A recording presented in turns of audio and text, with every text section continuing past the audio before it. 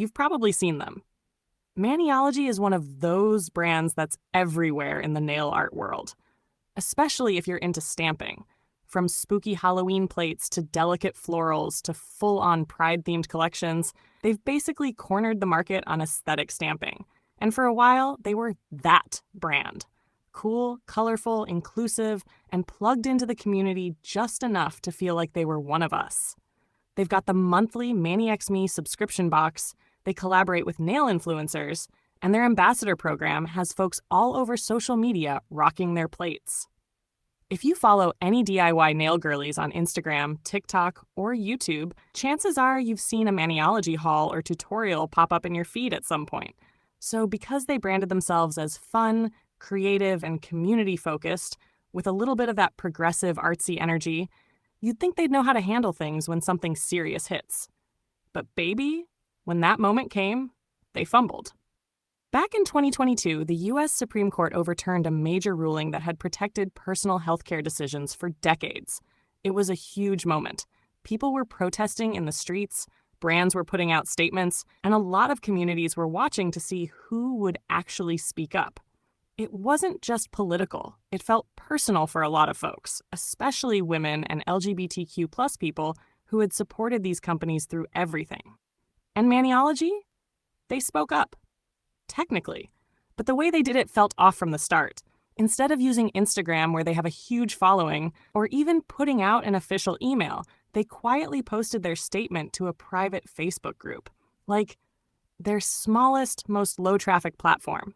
Already a red flag. And when people finally did see the post, things only got worse. Creators and customers started calling it out left and right. One of the loudest voices was Ruby on Nails, who uploaded a video titled, "Your Statement Sucks." And listen, she did not hold back. I'm not necessarily going to be reading this line by line. I am going to be reading some parts that clearly stood out to me. The first thing that I want to talk about is in the second paragraph, and I'm going to pull it up here because I think it's important that you see this word for word. Recently, there are social events that urge many of us to voice our opinion in our group, which is very understandable. We share our opinions because we care. What do you care about? Because it's obviously not women. She even mentioned how disappointing it felt coming from a brand that had made so much money off the backs of creative, progressive, often marginalized customers. But here's where it really went left.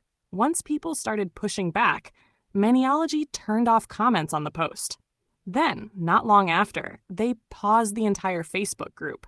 So instead of engaging or even clarifying, they just shut it all down, which only made it messier.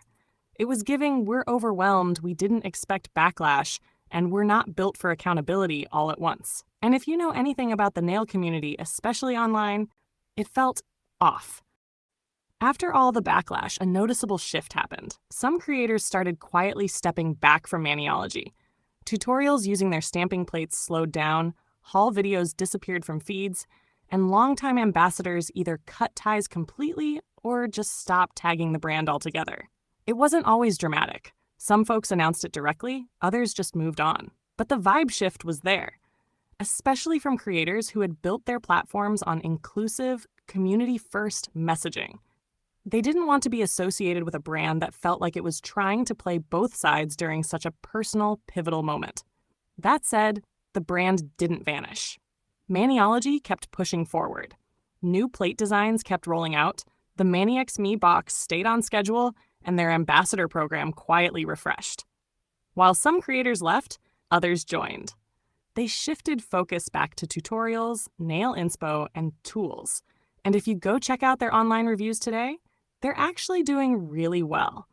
A lot of customers still genuinely love the products. Reviewers say the stamping quality is top-notch, the designs are unique, and the brand is responsive when issues come up. The controversy may have changed how some people feel about the brand, but it didn't ruin their reputation completely.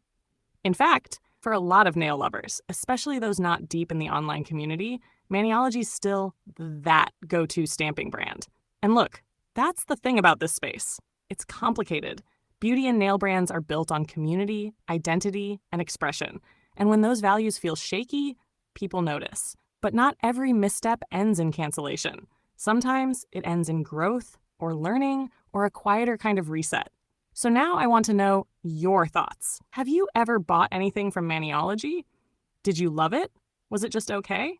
And now that you've seen a little more of the backstory, would you still recommend them to others? Drop your thoughts in the comments because I'm really curious how y'all feel about this one.